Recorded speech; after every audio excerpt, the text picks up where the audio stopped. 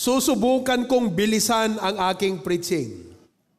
Una, gusto ko pong mag-iwan o magpabaon ng mga 8 bersikulo para sa mga tumayo at nag-renew ng kanilang covenant ngayon. I would like for all of you, especially those who came to renew their covenant, to take these 8 Bible verses that you should reflect upon. Okay? Ikaw ay usher, AV, musician, care group leader, please take down these 8 verses as my challenge and charge to you if you have person with ministry. Okay? Number 1, 1 Timothy 1:12.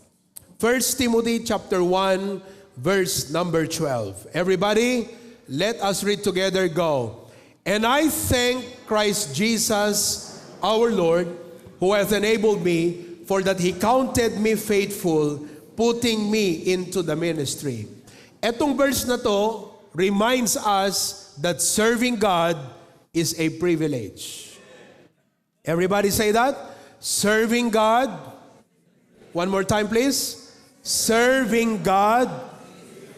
Hindi po burden, hindi pabigat, hindi ito sagabal, hindi ito kalaban, kundi ang paglilingkod sa Diyos, privilege. I know many of you are multi-responsibility. Tatay, nanay, may trabaho, nag-aaral. And comes the ministry.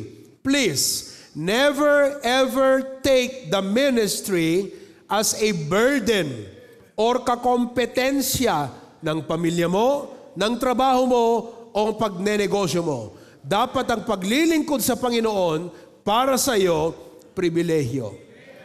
Number 2, the second verse that you need to take is 2 Corinthians 9:8. 2 Corinthians 9:8. Okay? Everybody read together. And God is able to make all grace abound toward you, that ye always having all sufficiency in all things may abound to every good work. This verse reminds you, choir members, ushers, that God's grace enables service.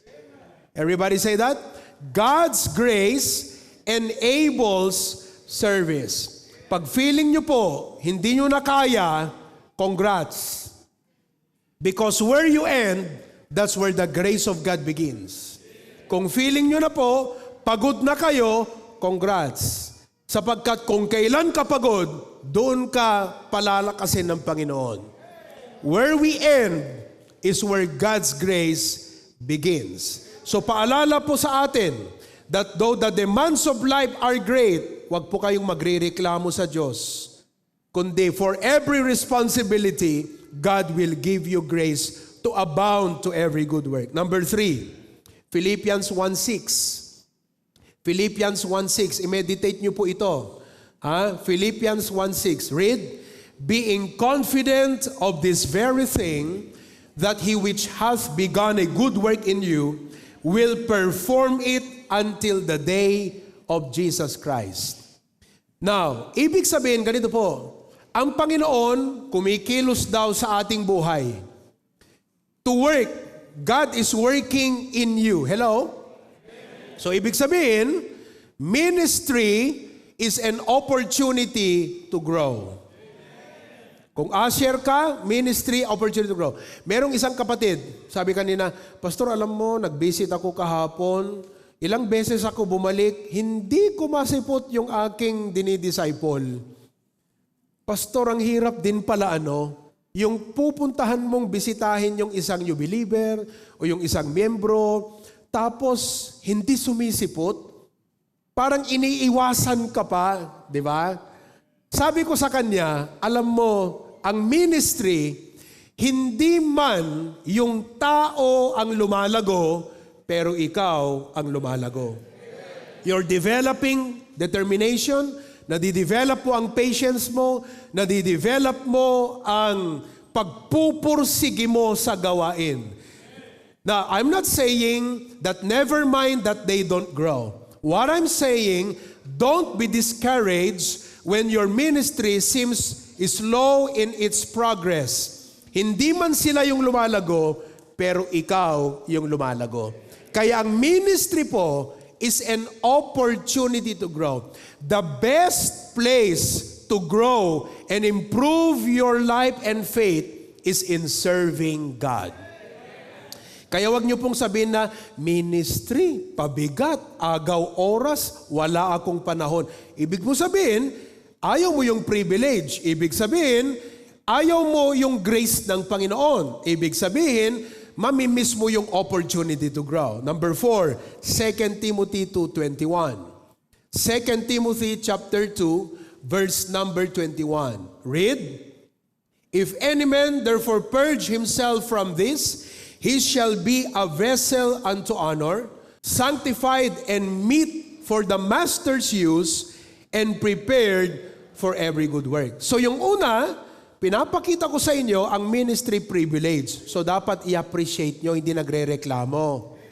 Pangalawa, pinakita ko sa inyo na gaano mang kadami ang iyong role sa buhay, yung grace ng Panginoon, tutulungan Kanya. Kung anong kulang sa'yo, kung anong wala sa'yo, yung Panginoon, through His grace, tutulungan ka. Pangatlo, pinakita ko sa inyo na ang ministry, hindi po ito miserableng lugar. This is where you grow. But number 4, through this verse, we are reminded that we need to be purged to be prepared for God's use. Purged to be prepared for God's use. Okay? Ganito po kasi, wala sa atin ay pinili ng Diyos dahil qualified. Sa trabaho nyo, kaya kayo tinanggap, tinawag, o pinili dahil qualified ka. May skill ka, may degree ka, may experience ka, may credential ka.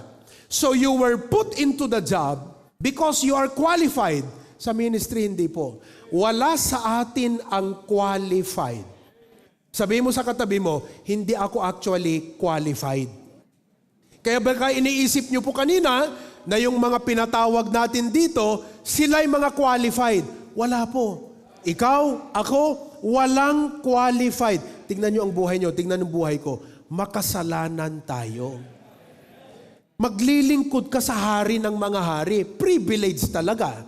So walang qualified sa atin. However, ang pinapakita po ng verse, pakilagay mo nga ulit, "If a man therefore purge himself from this," ang pinapakita niyan sa verse na meet for the master's use and prepare unto every good work.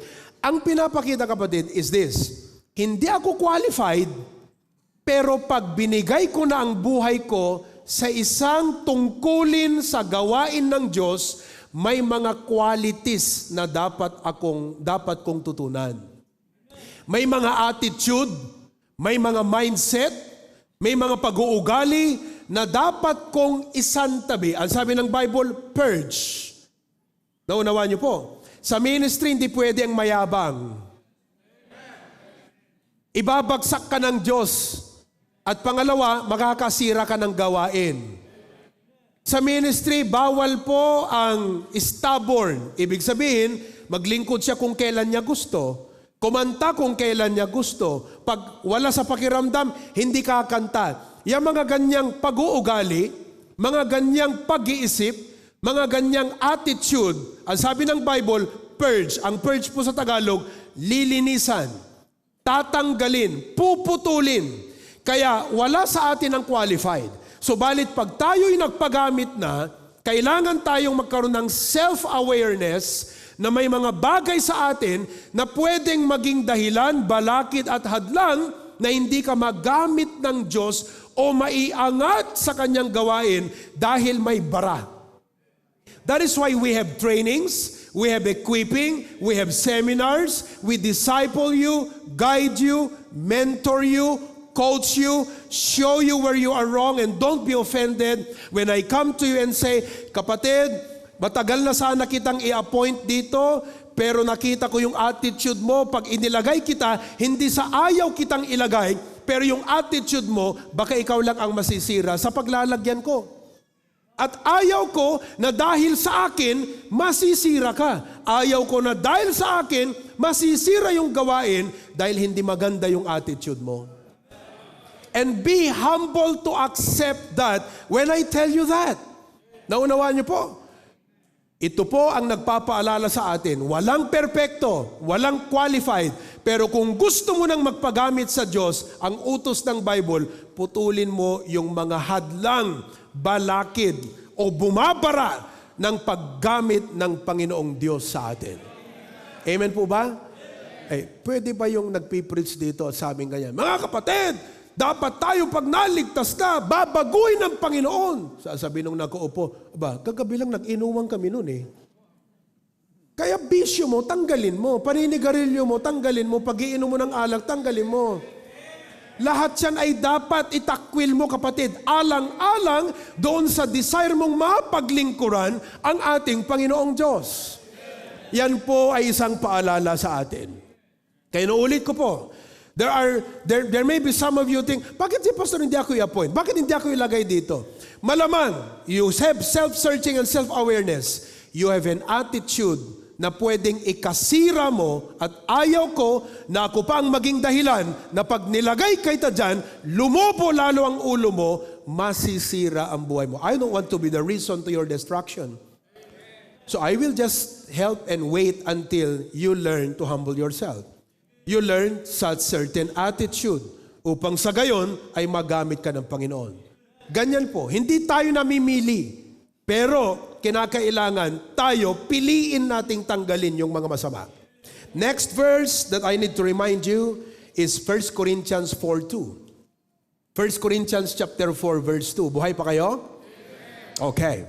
Ang sabi ng Bible, now it is required, moreover it is required in stewards that a man be found what? This verse reminds us that in fulfilling ministry, faithfulness is required. I appreciate many of you are talented. But talent is not enough. Commitment is important. Naunawaan niyo po? Ability is good. Marami naman sa atin dito able. Pero pagdating sa paglilingkod sa Panginoon, the verse is reminding us, faithfulness is required. Dapat i-work out natin yung consistency, reliability. Listen to me now. When you are competent, everybody say competent. Ang competent, yung marunong magpalitada. Competent yon, skilled ang ibig sabihin. Marunong mag-layout ng tiles, di ba iyan? Competent ang tawag doon. Competence will make you able. But character will make you reliable. Let me say that again. Competence can make you able, but character will make you reliable. Now search yourself now. Maybe you are able, but are you reliable? Kaya ang binibuild up po natin sa mga nais maglingkod sa Diyos, hindi kailangan na ikaw ang pinaka-talented. Sa makatwid, baka mas marami pa sa inyo ang mas marunong kumanta kaysa yung mga nasa choir. Pero ang na-build up po kasi sa kanila, hindi lang ability, kundi reliability. Alam niyo kung bakit pinapaalalahanan ko kayo? Pag hindi ka kumanta, mag-message ka naman. Pag hindi ka nakatugtog, mag-message ka. Isa po kasi yung sinyales na seryoso ka sa ministry mo para sa'yo. Ang sa akin naman, binibuild up ko ang pagiging reliable mo.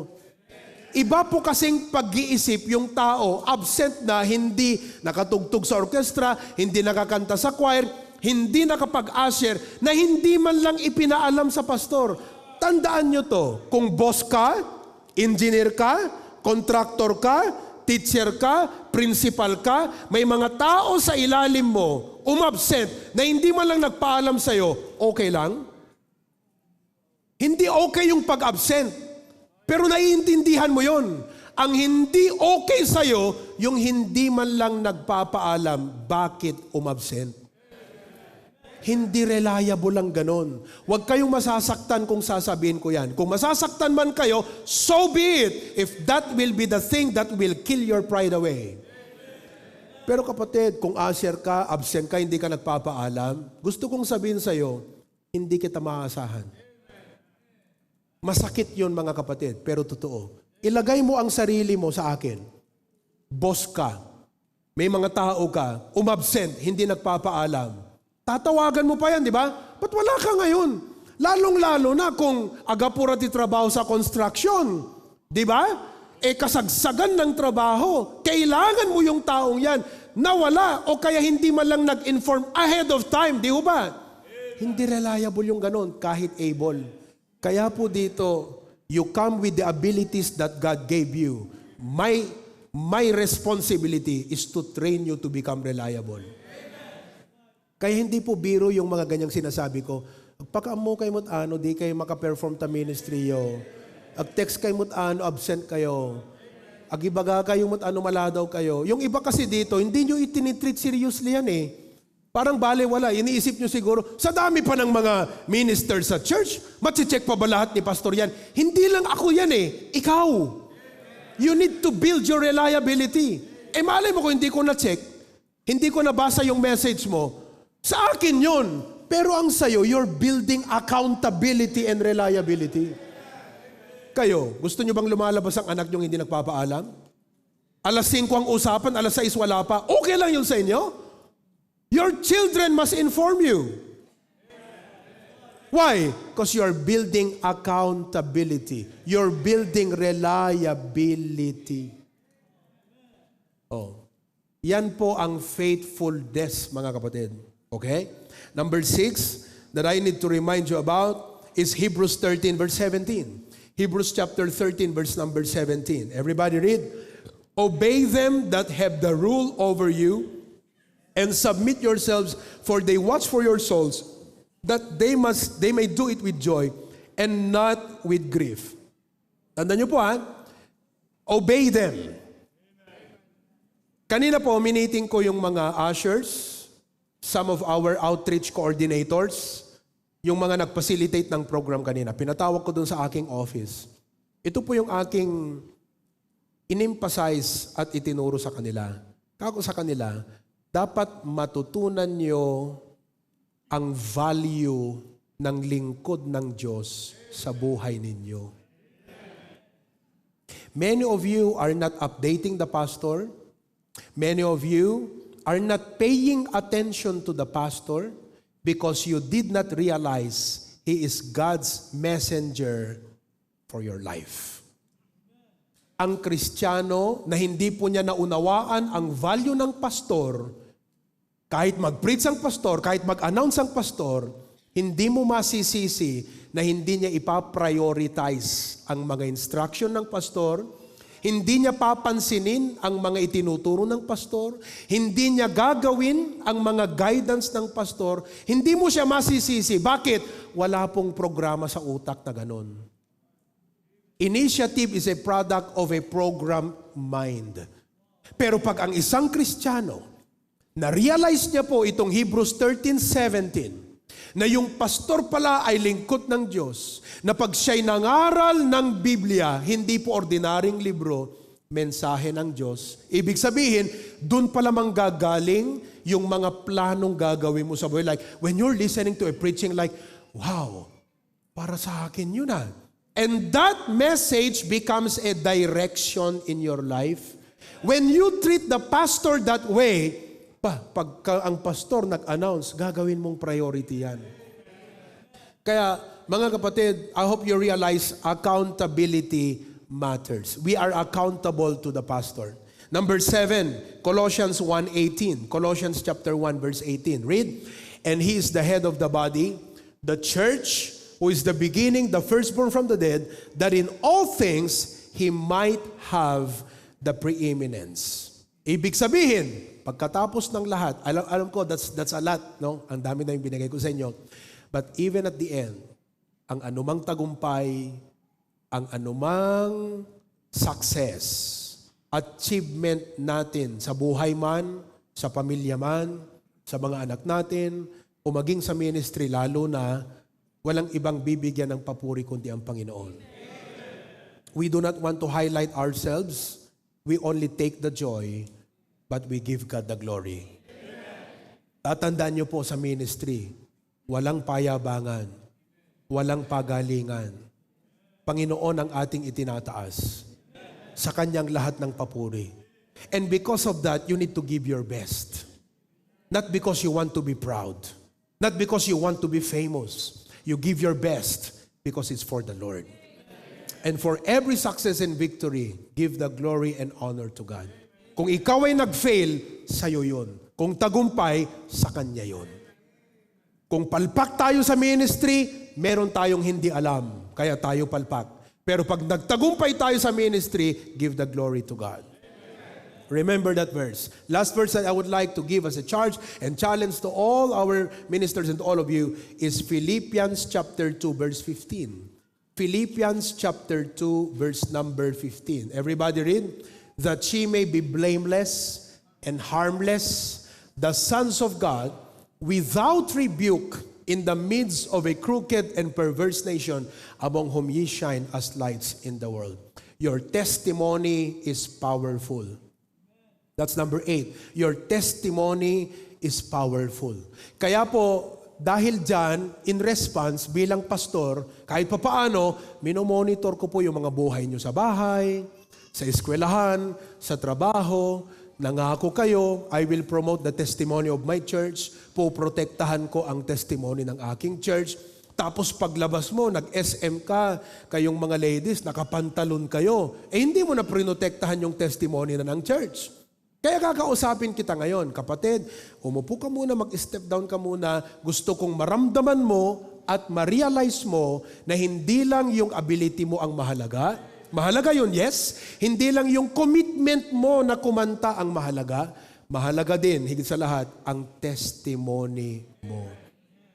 All these 8 verses are very important principles that as servants of the Lord and stewards of ministries, take them as a law in your life. Kunin mo siya na batas ng buhay mo.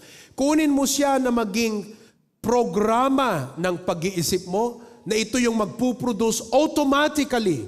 Ito yung mag-guide, mag-guard sa'yo automatically so that you can serve God successfully.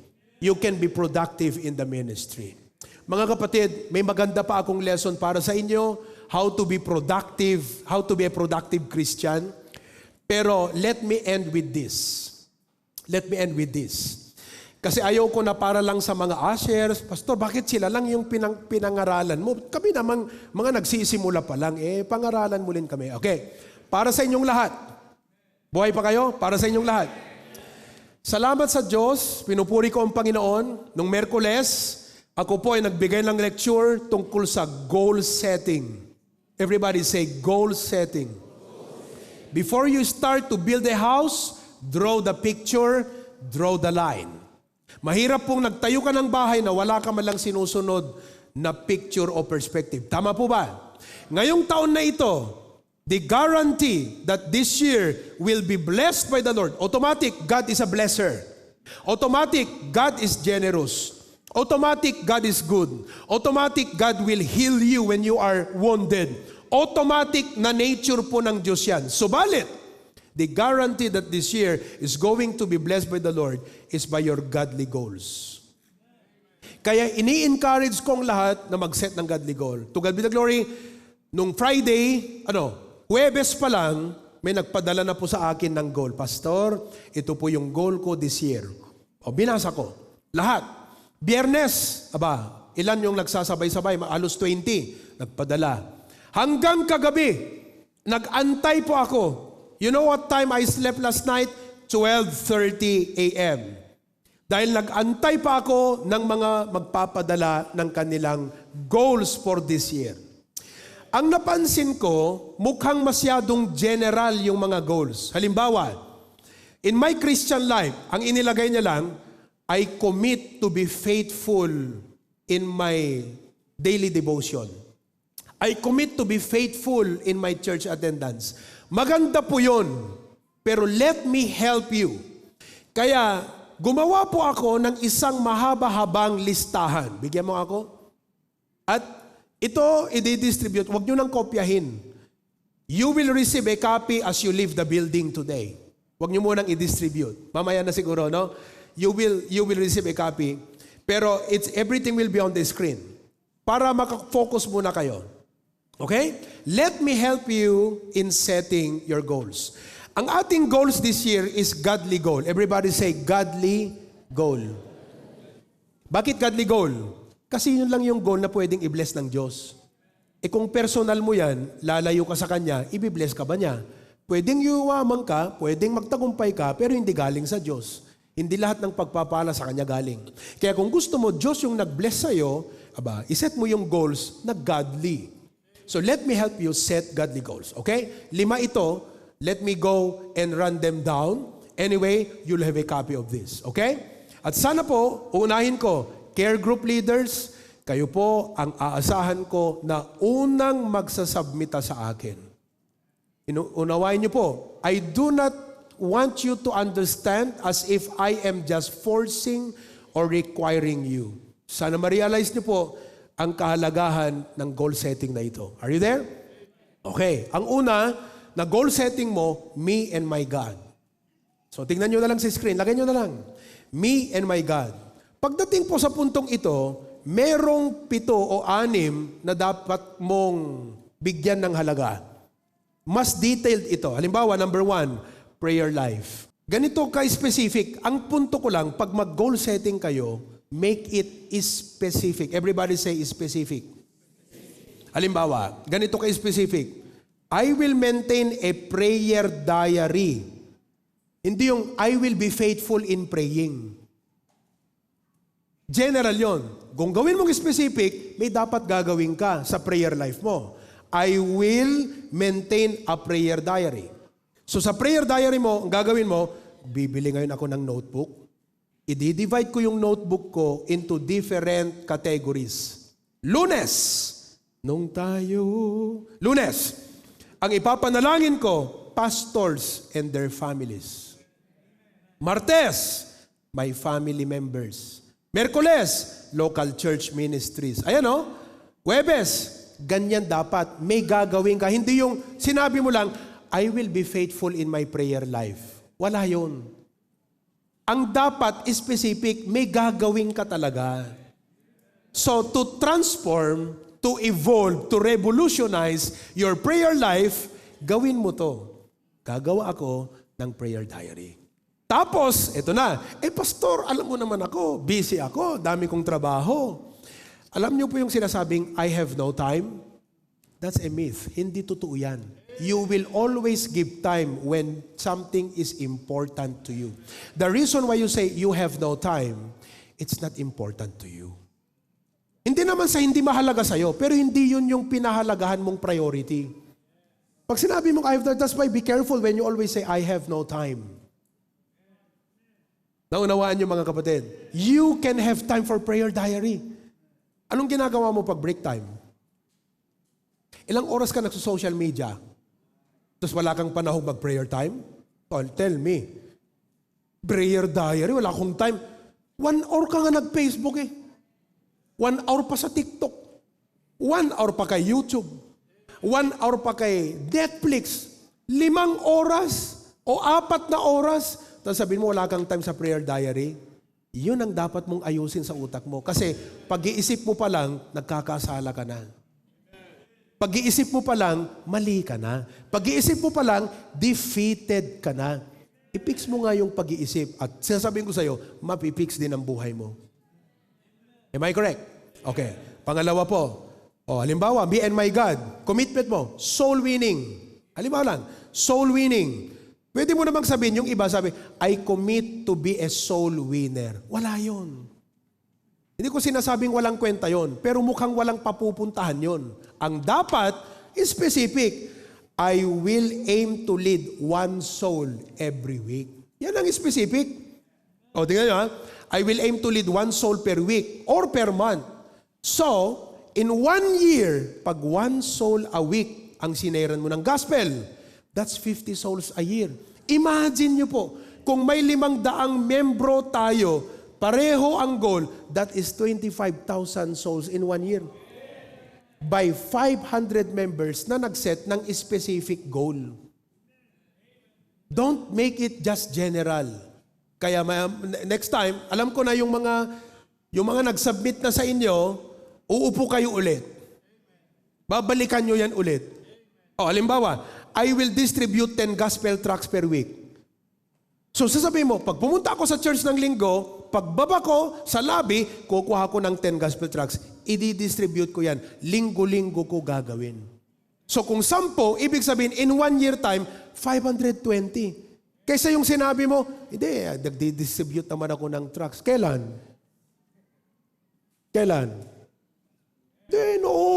Noon yun.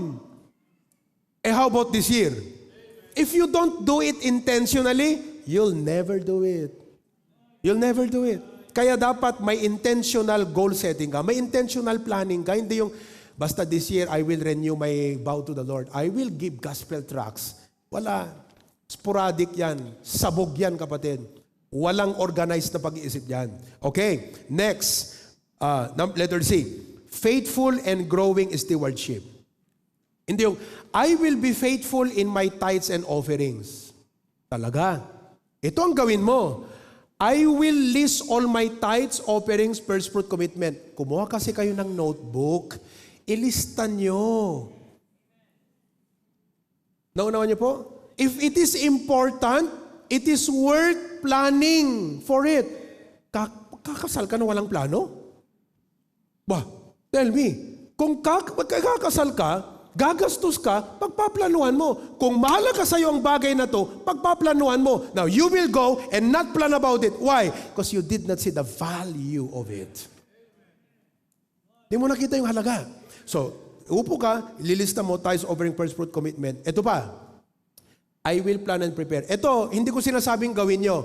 I assume that you as a member, you take the verse seriously. That the man is worthy of his reward, that you need to esteem those servants of God highly. I assume na may ganyang kang puso. I assume na may ganyang kayong isip. And if I will ask you tonight, I will ask you today, sino sa inyo nagmamahal sa pastor? Amen, pastor! Did you give him a gift last birthday? The family of the pastor, the kids of the pastor. May pagmamahal ka, may intention, pero walang plano. That's the problem. That's why here, I'm trying to help you here. And I assume this. I'm not saying na gawin nyo to. But if you are in that maturity, and you really want to be a blessing to the pastor, it might as well be a blessing na pagplanuhan mo na.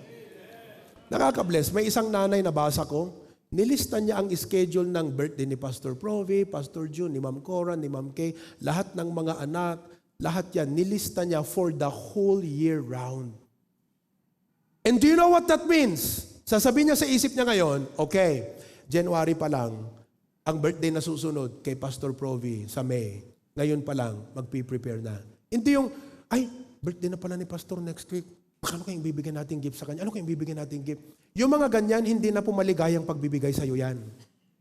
Hindi ka na joyful. Kasi na-pressure ka na eh. Na-stress ka na eh. Are you with me?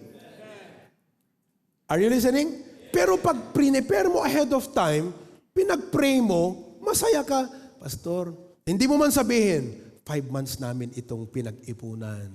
You may not say it, but you have the joy because you planned for it. Okay? Now, how about Bible reading and devotional life? Go. All right. Mag-jump na lang tayo sa number 2. Okay? Number 2. So yung una, me and my God. Are you there? I will require all of you, mga kapatid, kasi alam niyo kung bakit sinasabi kong I will require? Humanly speaking, no awan mangi-require nga mingking kagatang mo ubraan. So, gumagamit ako doon sa human nature. Parang ang pangit ko minsan, no? Kasi kung sana matured ka na, automatic ka na eh. Pero, sige, kung human nature, gamitan kita dyan sa human nature. I-require kita, tatawagan kita, tetextan kita, i-monitor kita. Ang tawag dyan, human nature. Ang maganda, yung matured ka, hindi mo naaantayin si pastor pa magtawag sa'yo. Human nature kasi yun eh. Alam ko yun eh, na hindi mo gagawin pag hindi kita ni-require. Hindi mo gagawin pag hindi kita tinawagan. Pag hindi kita minonitor. Am I correct? Okay. So, number 2, me and my family. Ito naman ang goal setting mo for me and my family. Letter A, marriage goals. Yung iba, I renew my love for my wife. Diba? I commit to be submissive to my husband. Why not make this a specific goal? We will pray together before sleeping. Ak kararag kay kinibagat mo, sakbay kay nga maturog. Pray together. How about this? We will schedule weekly or monthly quality time. Kung hindi kaya ng weekly, edi monthly, mag-date naman kayo. Uri, lang pag-fishballan ti pag-datean nyo. Bakit? Are you enjoying? Amen. Praise the Lord. Thank God, ha? Kahit pa fishball lang tayo, masaya tayo, ha? Oh. Amen? Date. O yung mga masosyal, Maxes. Yung iba, Jollibee. O kaya naman nag-chowking kayo. But you see, you have to build and nurture that marriage relationship. Mahihirapan po tayong erase ang mga anak pag hindi matibay ang marriage sa loob ng pamilya. Yan ang una. Naalala nyo yung family conference? Okay, very good. Ano pa? I will evaluate what to improve as a husband. Ano bang kulang sa akin bilang tatay? What should I do? Wife, how should I improve myself? Naunawa niyo po? Siguro isipin niyo, bilang husband, I will give more appreciation to my wife. Kasi every wife needs appreciation. Urin up gadye luto na, kay mas luto. Hindi naman sa magsisinungaling ka, pero kahit pa paano, di ba? Or, thank you for your effort na nagluto. Amen. Tapos tinanong ka niya, okay ba? Salamat sa effort mo. Di, okay ba yung lasa? Swak ba? Salamat talaga sa effort mo. Ayaw mong sabihin. Pero in-appreciate mo. I mean, these times when people are weak, pagod, pag walang ganitong mga bagay, our marriages, our families will drain, will die. Mawawala po yan, mga kapatid. Kaya intentionally, kailangan tayo po gumawa ng ganyan. Kasi lahat pagod. Tignan nyo talaga takaabay yun. Mukhang pagod. Hindi. Mukhang gutom. Tama po ba? Mga wife, ang need naman ng husband, encouragement and affirmation. Lakay, thank you ti an-anos mo, ha? Woo! Adamot ganas na nga mapa, nagipukpuk ti lansa mo tayo, Brad Joel. Napaungan di dyan nga asawa ko, ma-appreciate na ti bannog ko. I thank God. Tapos pray kayo, I thank God for my husband, Lord. Ti an-anos na nga mapa, nagubra, uray kas lamat-mat nagen, di na pa'y makudkud, ti na buduking kwanan. Pero Lord, salamat sa kanyang pagsisipag para ma-provide. Wow, that's encouragement. Brethren, listen to me. This world is so draining, and the home must be a place of encouragement and affirmation and appreciation. And I tell you what, that home will shine for Jesus Christ. Pag naunawaan niyo po yung value ng sinasabi ko sa inyo, gagawan niyo ng plano yan. Amen po ba?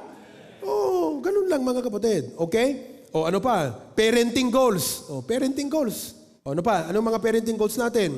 Hindi yung, I commit to be a good example to my children. Maganda yun. Make it specific. I will establish family devotion. Kailan? Every Thursday night. Every Saturday night. Or every Sunday night. Specific. Ano ba? Monitor children's daily devotion. So mauuna kang magising ngayon. Gigising mo sila. Mag-devotion na kayo. Ako ang magpipicture ng mga journal ninyo. Submit ko sa group chat yan.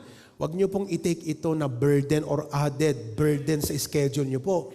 You are building a habit that will bless them a lifetime. I hope you value the power of habit. Habits.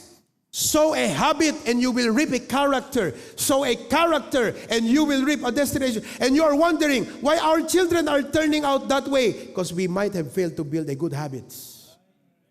Mahalaga yan. Ano pa? Ang parenting goal, budget planning. Agtugaw kay itong rabin. Bakit? May katuyan. Ala, i-explain mo man kanya, kasanot gastos ti pamilya tayo. Unlakay. No, agdawat kakasladot, impaigam mo kanya. Gamtit kinapod no, nalakay. Dual daw pelang, awanan lakay.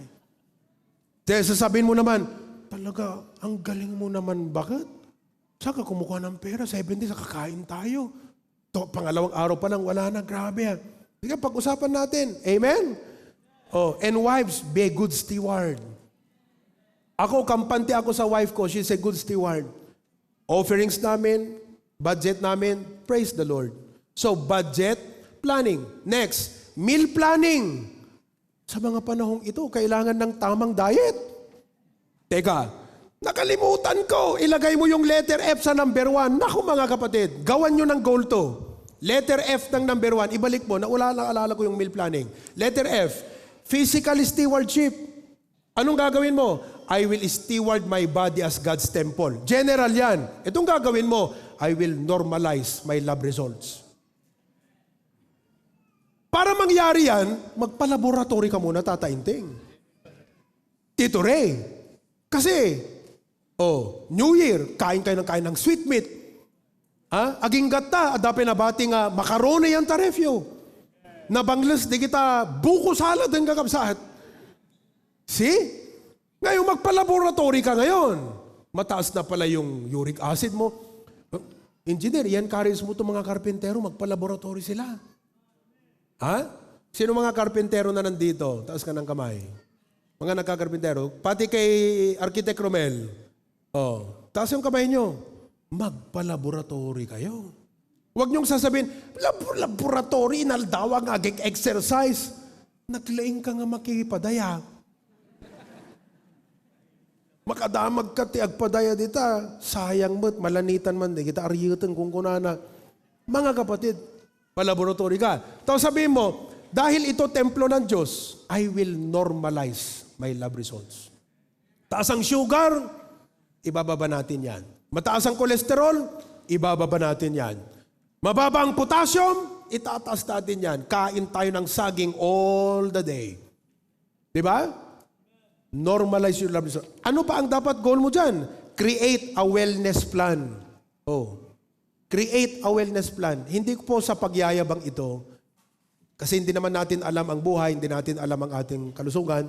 But by God's grace, napansin nyo ba yung tiyan ni Pastor Proby? Di ba? Hindi na po ako buntis. Okay na. Amen? Nakakaingit kasi yung iba sa inyo. Gaganda ng katawan, malitang tiyan. Masigasig. Amno dakil buksit mo, nagrigat ka, kubaw. Agkikir. Paliitin mo yan. Sarde mo tagin inuman. Amen. Wellness plan. Mag-diet ka na. Pastor, kasanog diet kami. Puro marunggay. Good diet. If you don't diet, if you don't want to die yet, you diet. Diba? Ano pa? Trust God for healing while practicing. Kung may sakit ka, Lord, I will be on the process of healing. May wellness plan ako, Lord. Susundin ko ito.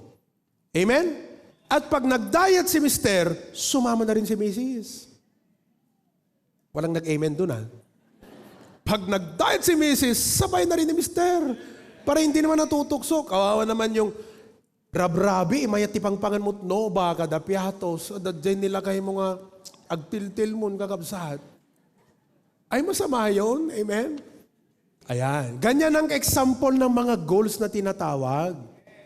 Balikan natin yung family. Parenting. Dito na lang ako muna magtapos. Anyway, bigay ko na sa inyo to. Mag-reflect na lang kayo sa bahay. Amen po? Okay. Balik tayo. Parenting goal, establish family devotion, monitor, budget planning, meal planning, efficient household, chores. Ayan, efficient household. Maganda to, set clear house rules. Siguro, marami sa inyo, ito po ang inyong gagawin. May ipaglilingkod ko sa inyo to. Set house rules. Maganda na may house rules ka. Halimbawa, lights off. Pag alas 10, lights off. Pag ayaw, ibaba mo na yung transformer mo. Pah! Pastor, ang hirap. Pero alam mo, ano bang gusto mong mangyari? May goal ka kasi dapat. Pag-pray mo yan. Ngayon, how do you make it happen? Diba? Solution ang gagawin mo dyan. Ito pa, cellphone regulation. Pag alas 10 na, alas 9, halimbawa, alas 9, lahat ng mga cellphone nyo, akin na. Laptop, iPad, i-aponte nyo na dito sa kwarto namin. Alas 9 ng gabi. Amen? Mga ngatwiran yan. Hindi pa ako tapos ng assignment. Hindi ko nakasalanan yan. Kailangan may batas ka para yung bata marunong namang maging thoughtful at maging creative. Mahirap po yung pagbibigyan natin sila lagi-lagi. Amen po? Oh, kagabi, sabi ko, kumain na kayo. Di ba, pastor? Walang nakasangog luto. Pira. Ano si Dayo? Kaste, pastor. Kumuha ko ng 2 sardinas sa bahay. Ginisakti. Nagpanglunga bawang. Amen. Tapos inik ka magastat patis na baset. Pak! Samo impanje. Sardinas. Samo inikkan basit dano na, napangko pinuros tay marungga, nagsidakay kastuyan, ampay pastor. Sida nyo deta. Kung palaging donyo at donyang mga anak na, hindi matututong maging resourceful yan. Kaya pag sinabi, alas 9, akin ang cellphone, mag-iisip yan. Pabira, tapusin ko na yung assignment. Hindi wala na akong time mag-assignment mamaya. Good! Kasi may batas. Pag walang batas, kanya-kanya. Di ho ba? Oh, and so on and so forth. Proper behavior in church. Kasano pa na isorti anak ko, tuga, etc. Mga kapatid, pakibigay nyo na lang. Oo. Binasa ko lang siya for example sa ating lahat. Kasi po nagbasa ako ng goals. May kulang. Kailangan ko silang turuan na maging specific.